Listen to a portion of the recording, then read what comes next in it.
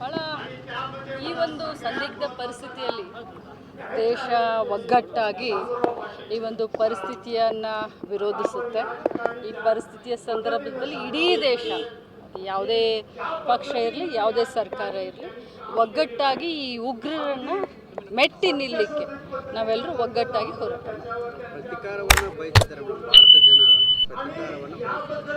ಸರ್ಕಾರ ಈ ನಿಟ್ಟಿನಲ್ಲಿ, ಕೇಂದ್ರ ಸರ್ಕಾರ ಈ ನಿಟ್ಟಿನಲ್ಲಿ ಯಾವುದೇ ಕ್ರಮ ತೆಗೆದುಕೊಂಡ್ರೂ ಕೂಡ ನಾವೆಲ್ಲರೂ ಅವ್ರ ಜೊತೆಗಿರ್ತೀವಿ.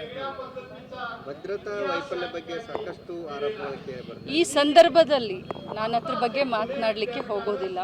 ಈ ಸಂದರ್ಭದಲ್ಲಿ ನಾವೆಲ್ಲರೂ ಭಾರತೀಯರು ಒಗ್ಗಟ್ಟನ್ನು ಪ್ರದರ್ಶನ ಮಾಡುವಂಥ ಒಂದು ಪರಿಸ್ಥಿತಿ ಇದೆ.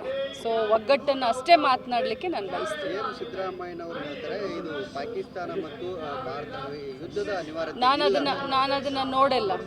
ಆದರೆ ಕೇಂದ್ರ ಸರ್ಕಾರ ಏನೇ ನಿರ್ಣಯ ತೆಗೆದುಕೊಂಡ್ರು ಆ ಥರ ಒಟ್ಟಿಗೆ ನಿಲ್ತೀವಿ ಅಂತ ಹೇಳಿ ನಮ್ಮ ನಾಯಕರಾದಂಥ ಖರ್ಗೆ ಸಾಹೇಬ್ರಾಗಲಿ ಅಥವಾ ರಾಹುಲ್ ಗಾಂಧೀಜಿಯವರಾಗಲಿ ಹೇಳಿದ್ದಾರೆ. ರಾಹುಲ್ ಗಾಂಧೀಜಿಯವರು ಏನು ಹೇಳಿದಾರೋ ಅದರ ಜೊತೆಯಲ್ಲಿ ನಾವೆಲ್ಲರೂ ಕೂಡ ಮುಖ್ಯಮಂತ್ರಿ ಆದಿಯಾಗಿ ನಾವೆಲ್ಲರೂ ಕೂಡ ಕೇಂದ್ರ ಸರ್ಕಾರ ಜೊತೆಯಲ್ಲಿ ನಿಂತ್ಕೊಳ್ತೀವಿ. ಮೇಡಮ್, ಈಗ ಮೊನ್ನೆ ನೀವು ಒಂದು ಹೇಳಿದ್ರಿ, ಹೆಸರಲ್ಲಿ ಸಾಕಷ್ಟು ಫ್ರಾಡ್ ಮಾಡಿದವ್ರ ವಿರುದ್ಧ ಕಂಪ್ಲೇಂಟ್ ಕೊಟ್ಟಿದ್ದಾರೆ ಅಂತ ಹೇಳಿ ಏನು ಹೆಸರು ಕೇಳ್ಬೋದು, ದೂರು ಕೊಟ್ಟಿದ್ದೀರಿ ಮೇಡಮ್? ಯಾರು ಎಸ್ ಪಿ ಅವರಿಗೆ ದೂರು ಕೊಟ್ಟಿದ್ದೀರಿ? ನಾನೇ ಕೊಟ್ಟಿದ್ದೀನಿ ದೂರು. ದೂರು ಕೊಟ್ಟಿದ್ದೆ ನಾವು. ನೋಡಪ್ಪ, ಅಂತೆಕಂತೆ ನನ್ನ ಜೊತೆ ಮಾತಾಡಕ್ಕೆ ಹೋಗ್ಬೇಡ. ನೀನು ಯಾರಿದ್ರೆ ಹೇಳು, ನನಗೆ ಸಾಕ್ಷಿ ಕೊಡು.